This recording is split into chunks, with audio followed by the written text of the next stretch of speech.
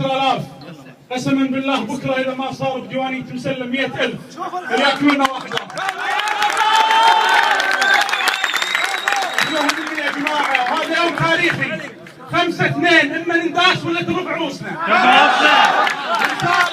رساله الكل نقابه، الكل اتحاد، الكل جمعيه.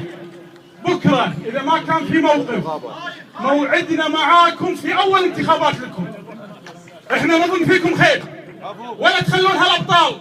انا بسالهم كل حقوقكم من وقف معاها؟ الحكومه ولا فلاح الصواب خالد طاحوس بدر داوود؟ بكره الوقفه باذن الله مع الكويت راح نشكل ائتلاف معارضه، وائتلاف المعارضه راح يضع قائمه سوداء على كل من يخذل الشعب الكويتي.